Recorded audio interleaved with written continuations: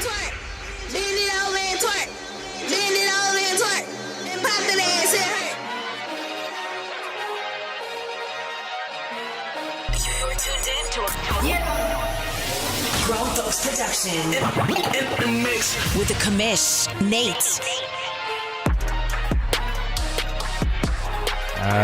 Ladies and gentlemen, I guess that's what we're doing here today. We're bending it over and twerking on Press Pass Live. Welcome to the show, your weekly podcast show for the OMFL, the world's oldest and longest online CFM. Started in 2001, still going strong today. It has been a heck of a weekend. It's actually been a heck of a couple of weeks with a tremendously, just emotionally all over the place week for myself personally. My wife was involved in an accident. My son had to go to the ER today. It's just been one of those weeks. We all have them, but I appreciate you taking time to join me here on a Sunday afternoon. Let's take a look at some games from the past couple of weeks. We're going to be winging some of this here tonight. What up, Zoe? As I have not had a lot of time to sit and come up with some really creative way of viewing the OMFL, but that's not what we're about. We're about being authentic and real and talking about the real stories that are happening here. And so let's do just that. The Bills and Joker bounced back in week number 6 and beat Mr. James. I always kind of struggle with who that is. James and the New York Jets have hit quite the slide here in the last couple of weeks. What up, Nice Hunger? 48-43. We'll come back and look at that game in just a bit. Little Koch continues his hot streak, 26-17 over Bird, the three-time, or is it two-time back-to-back champion in Madden 25. That's a big-time win for him. Kevin continues to try to keep pace, finds a little bit of a stumbling block here against Pepper. 34-28. Pepper's playing some really good football. We'll talk about his team in just a little bit. Lost Sniper, 35. Mr. Priest, 21. Mr. Flaboy with a 38-20 victory over Bill. Bill said he made some really bad decisions. I got to play Flaboy here later tonight, so I am not looking forward to that one. I have a feeling he's going to smash me. Really good player over there. Tim bounces back 44-30 over Massimo and the Dolphins. This game here got away from me. I was embarrassed. It made me want to rage quit. It made me want to boot Cincy immediately. Just a much better team and coach. 44-14 over my Saints. Tennessee and Byron bounces back 27-24 over Denbrew, who also is not having quite the season I've ever seen him have here in the OMFL. Maniac starts a hot streak, 44-41 over Zoe. This was a really good game. Zoe was up big in the second half. Mr. Maniac had to make a comeback there in the second half using some big plays, some turnovers. Got to watch most of this game. It's a really entertaining game and one that should be submitted for OMFL Game of the Week or OMFL Vault, whatever OMFL Instant Classic. That's what we call it. Twinkie and these Eagles, man, they are red hot this season. 41-27 over Mr. Roger and the Houston Texans. Dwayne 52, Meek Boy 35. Lots of scoring here in week number 6. I feel like it's starting to even out now. I feel like maybe we did get the sliders where they needed to be. Randy and the Colts 49-25 over Nipple and his Ravens. Trey 37-24 over D-Money. Big time win there for Mr. Trey. And then finally wrapping up week number 6, the Raiders and Jay Bowles with a 31-24 victory over his buddy, Mr. Jay Glaze. The Buddy Bowl goes to the Raiders this time. I want to come talk about James and Joker. Joker talked about this game. He's like, man, I need to find some defense, whatever I need to do. And he made some changes after this. I think he made like 18 trades or something to try to get some linebackers and some players to come make some plays for him. 496 yards to 446 yards for the Jets. All offense all the time. Both teams had 2 turnovers, 6 offensive red zone touchdowns. That's a pretty good percentage right there. And the time of possession was all for the Bills and Mr. Joker, 29 minutes. He had the ball for 30 minutes, only 14 minutes for James. It's really tough to compete. What up, Kev? Josh Allen, 112.2 QBR, 316 passing yards, 5 touchdowns, 2 interceptions, 67% completion percentage.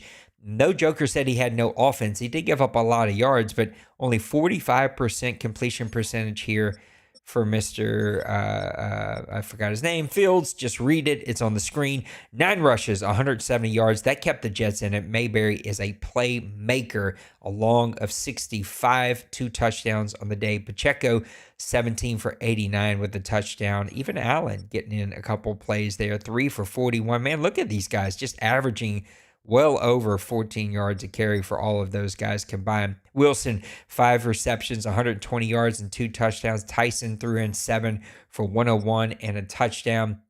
And then finally looking at the defense in this one, wasn't a whole lot of it, but the guys who tried to make plays, Sauce Gardner with 12 tackles. Enrique coming over from the Giants, he's got 11 tackles, 2 for loss. The sack leader in this game was Hancock, Kelly, and Bosa. Then your interceptions from Milner, Marshall, Pace, and Johnson. Marshall making some plays there for the Jets after moving over in that really weird trade that Big Hurt did. And that's a look at week number 6. Let's move it over to week number 7, see if we can get through this really quick. Massimo, 33-14, bouncing back against Priest. Dwayne continues his stronghold on his division, 42-10 against Bill, who looked to turn the corner in the following week finally. Kansas City, we finally got Luka back, and man, he comes away with a big win here. 38-24 over D-Money. I would have went bust in the gold sheet if I even had any money left in that one. Chicago and Colin beats my Saints 35-27. Another game that just dominated me from start to finish. We have yet to figure out how to play Madden this cycle. Tim with a 31-14 victory over Nicehunger. I know Nicehunger said he had a plan. Sorry, man, it didn't work out on that one. Flaboy keeps himself hot there, 29-24 over Big Hurt. And Jacksonville, Atlanta, hanging 59 on Tampa Bay. Cincy Berg is pushing this what's the word I'm looking for? Sportsmanship, maybe? He's pushing it to its fine limits here with these points and scores. 59-38 against Kevin. Meat Boy, 44, loses to X Factor. That's a big time win for you, Zoe.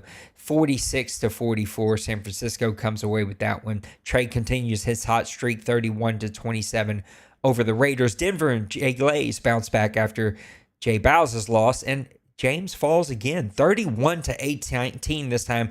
I don't know what has happened to the Jets here recently, but he isn't playing that strong bait. Oh, that was a sim game. There you go. See the 0 right there.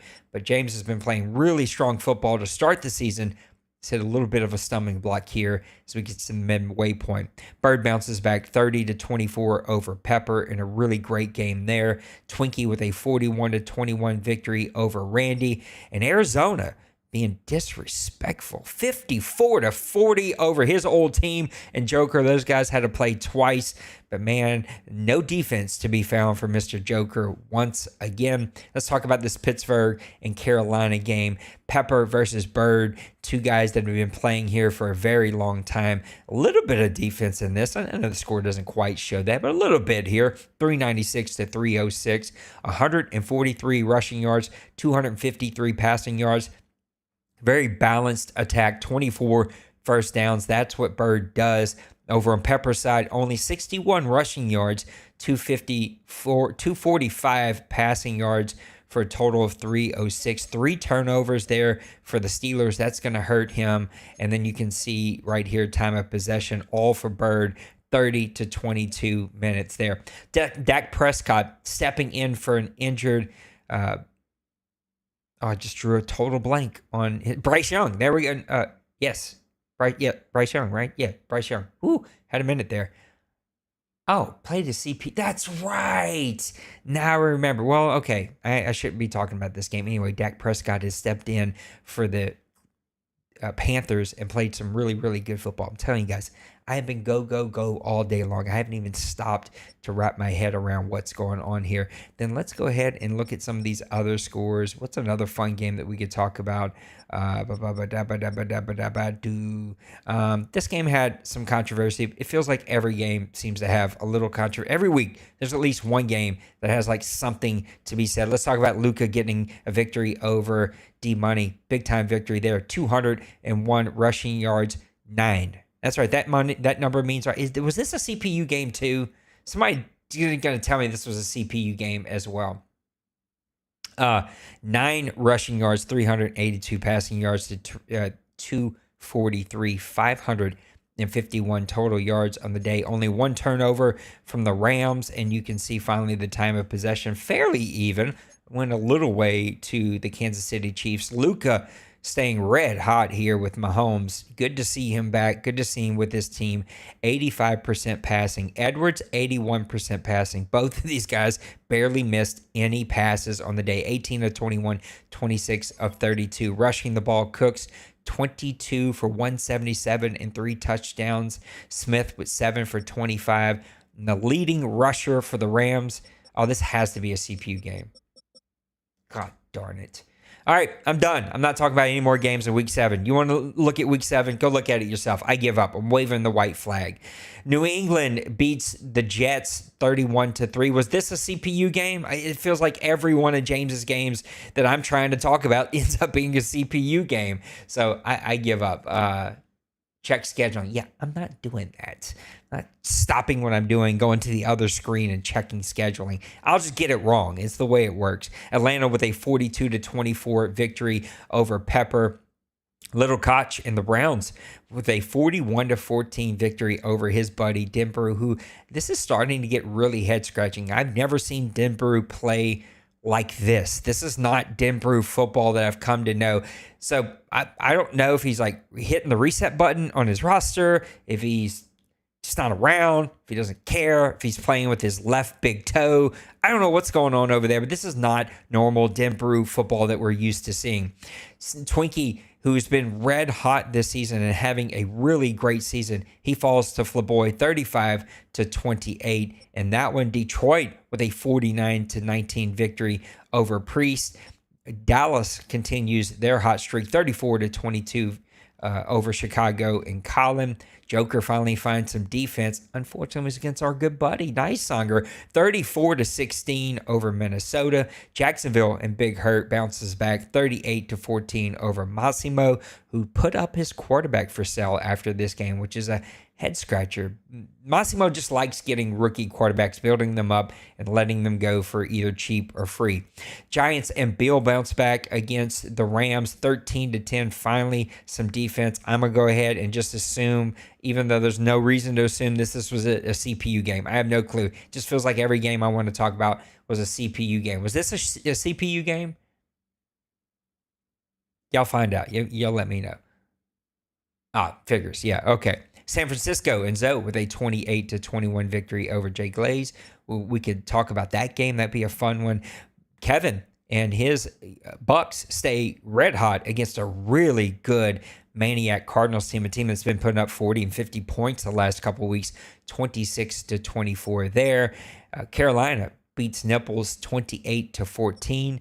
And then Houston with a good win over Byron, 31 to 27. Let's go talk about the Tampa Bay game, because I know that this game was absolutely played. 358 yards to 390 yards offensively gained, 84 rushing to 93 rushing, 297 to 274 passing, 22 first downs to 21 first downs. These guys are just offensive machines. 3 red zone touchdowns to 2 red zone touchdowns, and a 23-minute clock to a 20 minute 58 seconds, 21-minute clock. So really good balanced football between both of these guys. St. Louis, 324 passing yards, 2 touchdowns, 1 interception with a 63% clip there. Jordan did his very best to keep pace, 290, 2 touchdowns, 1 interception, sacked twice, a 48% completion percentage.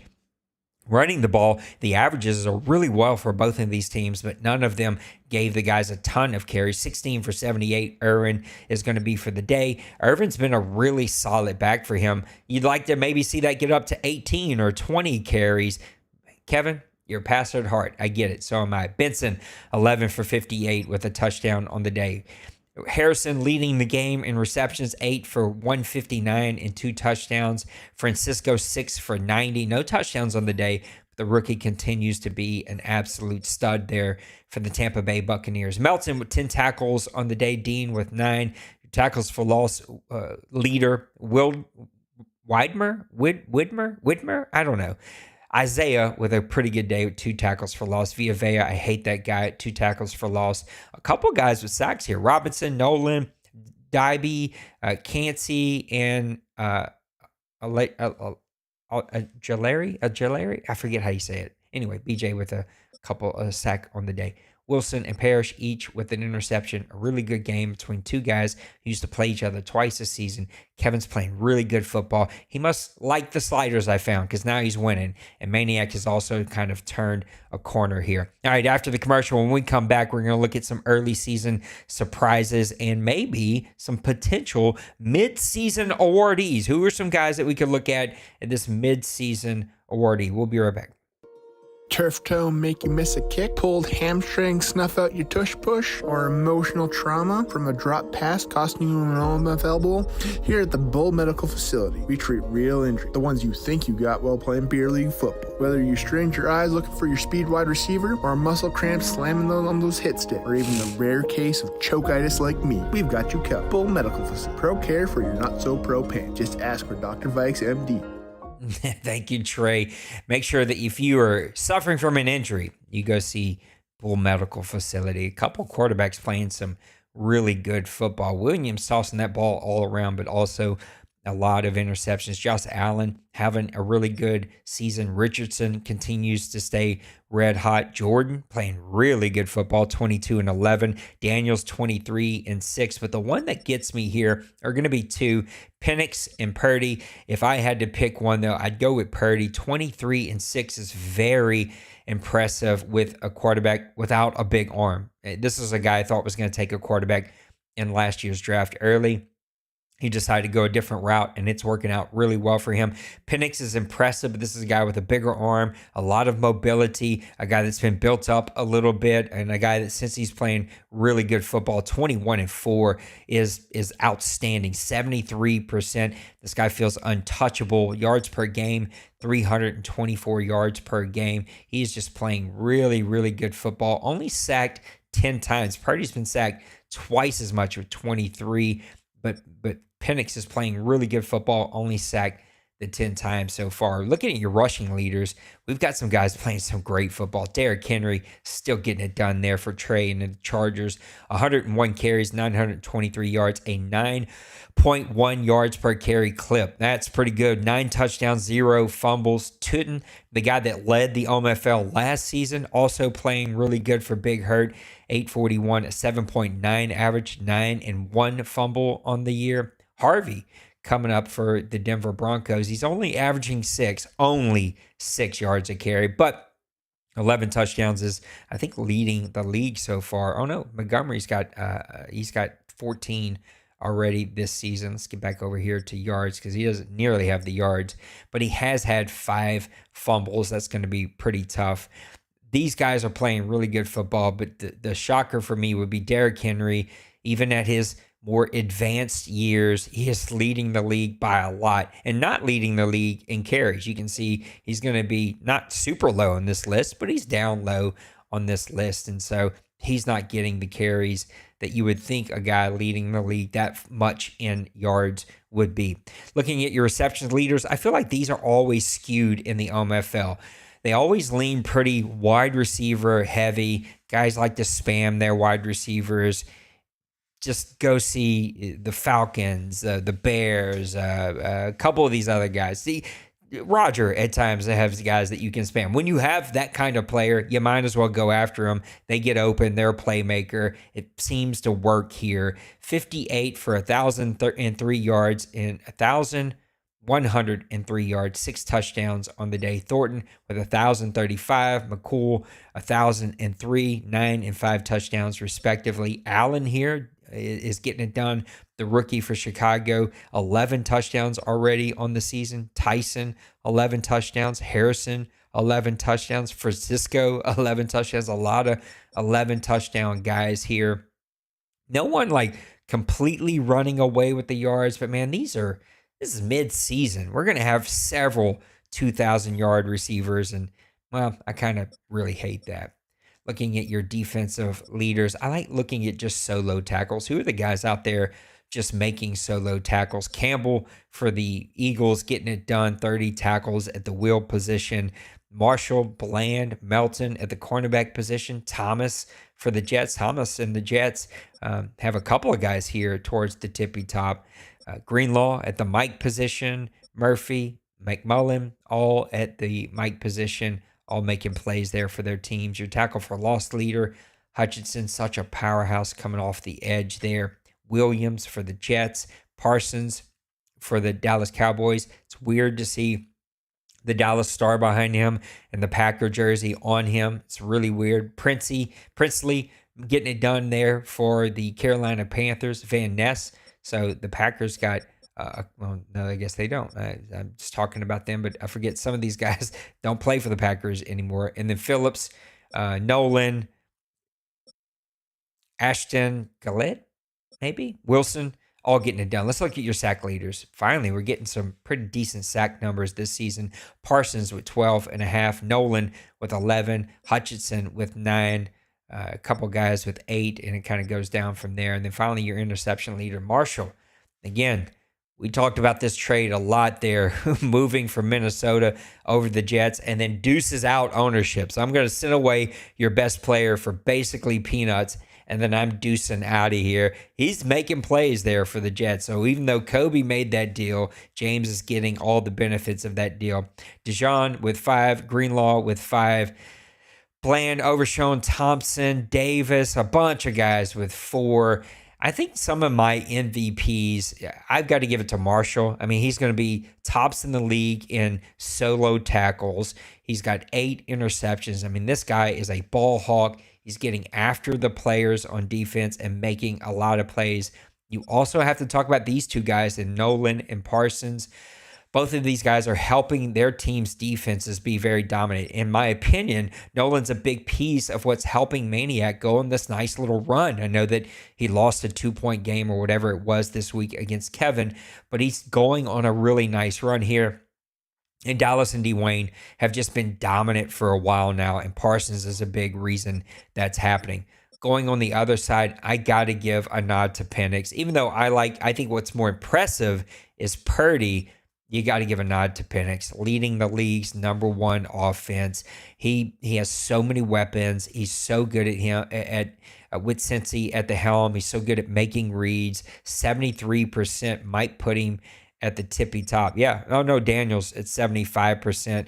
Edwards, who's just starting to get some plays here, so I don't know if that would count there, but if you combine those guys, D-Money's playing some good football. Penix right behind them.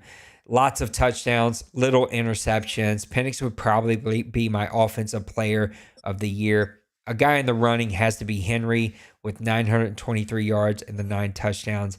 I'm personally not ever going to vote for a receiver. I think that they're just too easy to blow these stats up. You get a guy with speed and athleticism and playmaking ability, and with the way that we can call offenses here, I think wide receivers are just skewed. I'm going quarterback or running back every single time, and I think what Penix is doing is just absolutely amazing. All right, next we're going to open up the OMFL mailbag, so we will be right back after this message from Dream Bean. Howdy there, y'all. Have you ever had trouble staying fresh in your Madden game? Has your FPR really stunk it up? Do you reek from sweaty gameplay? If you answered yes to any of these, we can help. We are proud to tell you about a great new product. We call it Dream Bean. Yes, that's right. Dream Bean works hard to get rid of stale Madden gameplay. Penetrates deep into the pores to reach those stubborn, hard-to-reach FPR issues. Turn that Madden reek into Madden chic with Dream Bean. State-of-the-art design that gets the job done. We use all natural ingredients to create the best-smelling, cleaning FPR product on the market today. So don't delay. Call now and get yourself Dream Bean clean. Operators are standing by. Call 188-FPR-CLEAN. Call now. That commercial makes me laugh every time because every time I think it's ending, it just goes again and it goes again and it goes again. Now, here's a question from Mr. Cincyberg. Pretender, contender, and he gave me a list of teams. Lions, they're sitting at 7-1, absolute contender. They have a good 3-game lead here. The Vikings and Bears, I thought would be 2 teams that push them. I thought the Packers might be able to turn the corner. He's not even attempting to be a competitive team. It looks like Colin is going to just build the young guys, get some good draft picks, and Nighthunger's just hit a bit of a skid here. So I still have hopes that Nichthunger can go on a run here in the second half of the season, but absolutely contender sitting here at 7-1. Next was the Bucks at 6-2 now. They were 5-2. Absolutely contender. He's playing really good football. Falcons and Panthers, they're going to all battle this out to the very end. I think the Falcons will win it. This offense is outstanding. I think the Panthers have a way of just balancing everybody out. And at the end, he just makes enough plays. But the Buccaneers, as long as Kevin can avoid the big mistake and sort of the bad attitude that happens, and he sort of turns on himself, and then he turns on the game, then he turns on everybody else. If Kev can avoid that, he's one of the best offensive coaches that we have here. He's putting together just enough plays to get some victories here. Another impressive win this week against Maniac, and this is an impressive team at 6-2, an absolute contender. AFC, he moves over to the Raiders at 3-4. I'd hate to say it, but I'm going to call them a contender after losing this week. I think the gap here is going to be too large to overcome. Chargers clearly have a stronghold 3-game lead so far on this division. I think there are a lot of other really, really good teams here in the AFC. I think the Raiders are going to be a pretender trying to make the playoffs for this season. And then finally, the Rams. Let's get over here at 3-5 now. Pretender, but only because he's chose to. We and I had a laugh in our 30-minute conversation that we had 2 weeks ago now, or whatever that was, that I feel like he lets us win just to sort of let us win, but it's not because he doesn't want to. Congratulations to him and his family. They got a new baby that's going to be on the way sometime in the spring, so maybe he's giving us the rest of this Madden off. At 3-5, I think he's pouring into the young quarterback. He's going to build the young team. He needs to have a new answer after Stafford. He was playing great with Stafford, so there's no other reason other than he had some either CPU losses that just made him hit it or whatever it may be, or maybe he just put the rookie in there to get some CPU time while he's gone. I don't know what's going on. I think he is a pretender, and he will not be a team that makes the playoffs this season, whatever the reason may be. Lost Sniper says, do you prefer blind nature of Pick'em and Gold Sheet, or would you prefer it to be more transparent like it was, so you can see owners' picks before the results? It said wonders. He's like me. Those fingers get ahead of each other sometimes. I don't even try to correct it anymore, Lost. I'm like, I got so much to say, so much to do. Y'all get what I'm trying to say. Just read in between the lines here. I like it to be hidden. I think guys were taking advantage of it, a.k.a. D-Money. I think 100%. He was waiting to the very last moment that he could to see others' picks and others' bets and then making his bet, especially if he had the lead going in late. It's a strategy that guys use, and so I like all the new rules that you're placing in. I just hate the stupidity of people like me who just forget to put in their pick'em bet because we advance really fast and life is happening really fast. And you're trying to get your game in before Bill yells at you, and you're dealing with all kinds of stupid commissioner conversations I got to have, and FPR and guys with really attitudes, and you know what I'm saying, like all that stuff. And so I'm kicking myself still, and can't believe that I just forgot to place 2 weeks of bets back to back and didn't even realize it. Nichthunger says, what do you feel is necessary for professional success? That question got me, Randy. And if you're still here, tell me, do you mean like real life professional, like professional success in the game? I assumed that you meant like real life professional success. I don't even know why you would ask me that. I don't know that I'm the one that should be sitting here giving people real life professional success, but What is Bill posting in my chats right now? Bill must be bored today. He's sick of working all the time, every single weekend. Real life success, I think, is the same as family success and relational success and gaming success and any success. And I think it ultimately, Randy, just comes down to like, what's your character? What do you do when no one is looking? What do you do when no one is going to know what decisions that you're making? Are you making the decisions that set you up for success? Are you making decisions that set you up for positive outcomes? And then when you either make the wrong decision or the outcomes that you made or the decision you made don't lead to the outcomes that you desire, can you just own it and embrace it? Own failures, own mistakes, own missteps, have open dialogue and conversations and move on. And I think if you're able to do that, you would lead to success. In the professional realm, again, I think all this stuff is connected. That's just how I think, Randy. But the way I have been successful is I do not have a college education. I do not have any degrees on my walls. No one wants to give me one of those. I just had life situations happen where I couldn't go. I worked really, really hard.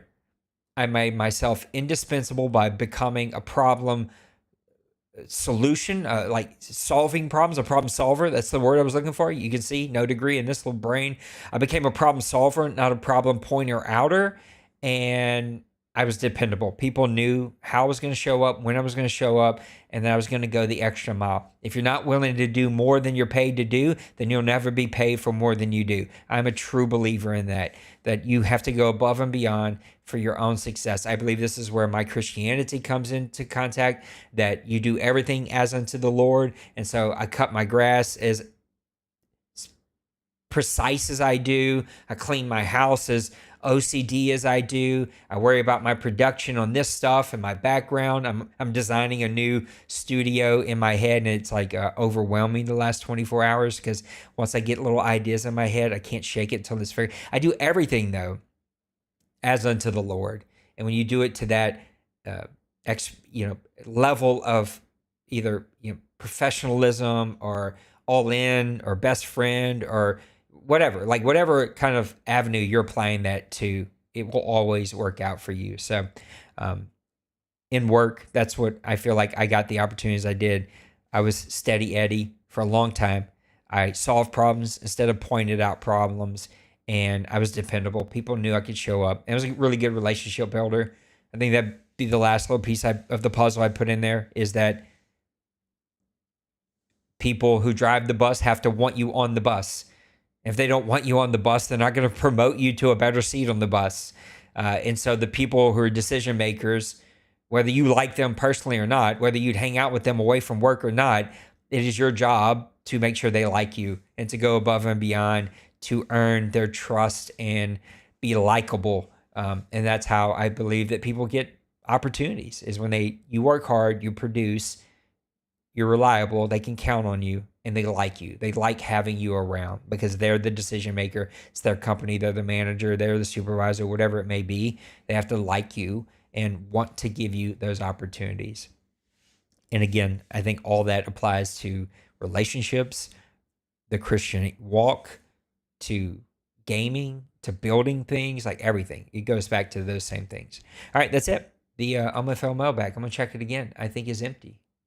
It is. The OMFL mailbag is empty. We talked about some midseason award winners and surprises. We covered week 6, 7, and 8 in the OMFL. We got one more game that's going to happen here in just a little bit, and then I'm going to play my game a little bit later tonight.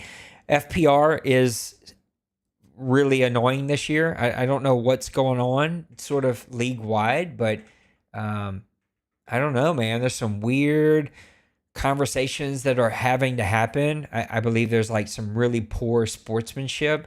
I've had teams up 25, 35 on me, still kicking field goals, still running play action passes. Just like, I got to bite my tongue off and just walk away and leave it alone. Lots of abuse of zone this season I'm seeing. It feels like everybody I play is zone heavy. Even if it's within the rules, they're zone heavy. And that's disappointing. I feel like we finally got the sliders in as good of a place that we can have them.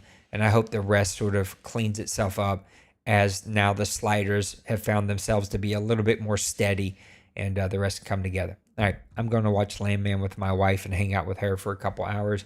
I'll be back late tonight, so come hang out with me if you can. If I can get on a little early, maybe the guys will have a spot for shooters. If not, I won't worry about it. I'll go do something else and then find my own place because I got lectured from Pootie T today about when to show up and what chat to get in. It's just craziness. I'm just picking about Pootie, but we'll see if there's a spot a little later on as I play Flaboy and get myself devastated. And hopefully I don't have to have an FPR conversation afterwards. I'm out of here. Peace. Love you.